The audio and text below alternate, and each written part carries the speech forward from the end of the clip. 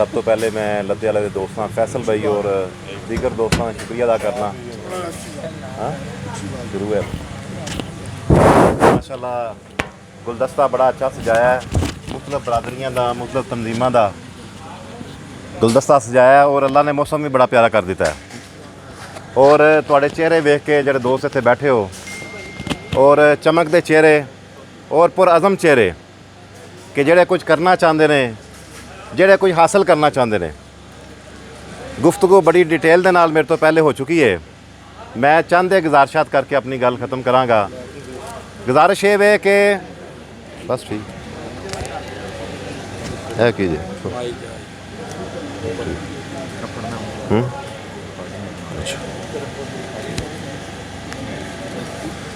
गुजारिश ये वे कि सियासी बेस ते इकट्ठ भी हुंदे ने, बरादरियां दे इकट्ठ भी हुंदे ने, सियासी बेस ते उम्मीदवार भी आके तकरीरां करते हैं, अपना एजेंडा पेश करते हैं, वोट लैंदे ने। वोट लैन तो पहले वो आवाम नूं लभदे ने तो उस तो बाद आवाम उन्हां नूं लभदे ने। लेकिन असी अज सियासी गल नहीं करनी। असी जदों रोड बनाओ तहरीक दा आगाज़ होया है, दोस्त सिपाही सारे इकट्ठे होए ने, जिहड़ी असी सब तो पहली और पक्की गल तय कीती है वो ये वे कि साडा सियासी एजेंडा नहीं है। अल्लाह ताला शाहद है, अल्लाह गवाह इस चीज़ का कि यह तहरीक बिल्कुल गैर सियासी है।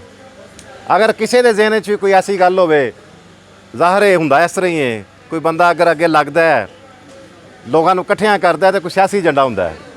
लेकिन तुहानूं दोस्तों को इस चीज़ के उत्ते बिल्कुल क्लीयर होना चाहिए कि इस तहरीक का बिल्कुल किसी किस्म का कोई सियासी या इलैक्शन वाला एजेंडा नहीं। पहले यह गल क्लीयर होनी चाहिए। दूसरी गल की है कि तुसी सारे भाई मिल के, जिस तरह फैसल भाई ने कहा है, उस तो पहले रऊफ साहब ने कहा है कि लद्दे वाला वड़ैच के अंदर तुसी सारे दोस्त मिल के 8 अगस्त नूं एक धरना देना है और भरपूर धरना देना है। की ख्याल है? तुसी लद्दे वाले वड़ैच के अंदर धरना दोगे, असी इंशाल्लाह किला दीदार सिंह के अंदर, जिहदे अंदर किला दीदार सिंह भी शामिल होएगा, किले दे नाल दे सारे पिंड भी शामिल होंदे और नौखर भी शामिल होएगा। हुण नौखर की गल कीती असी, नौखर भी शामिल होएगा और कोट लद्दा।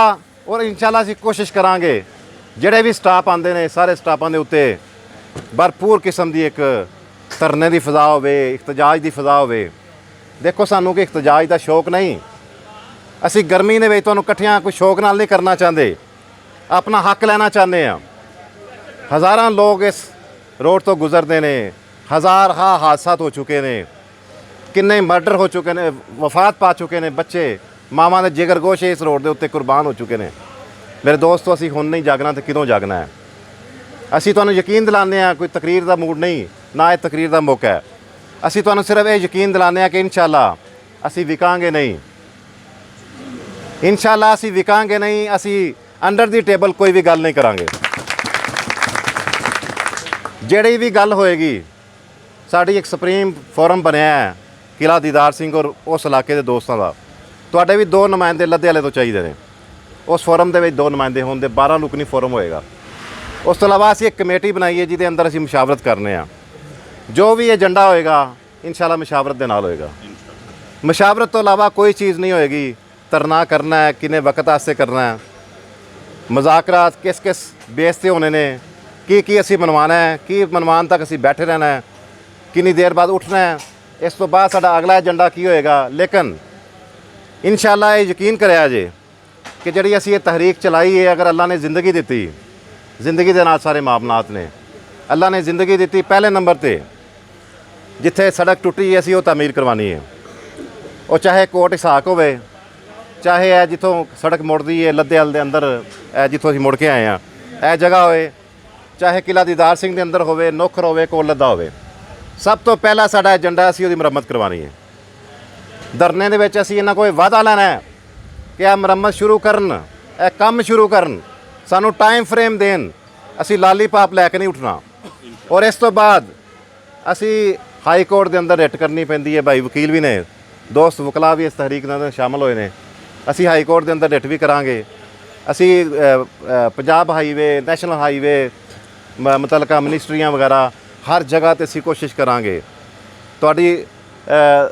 ਤੁਸੀਂ ਜਿਹੜਾ ਸਾਡੇ 'ਤੇ ਇਤਮਾਦ ਕੀਤਾ ਹੈ, ਅਸੀਂ ਇਨਸ਼ਾਅੱਲਾ ਉਹਨੂੰ ਠੇਸ ਨਹੀਂ ਪਹੁੰਚਾਵਾਂਗੇ।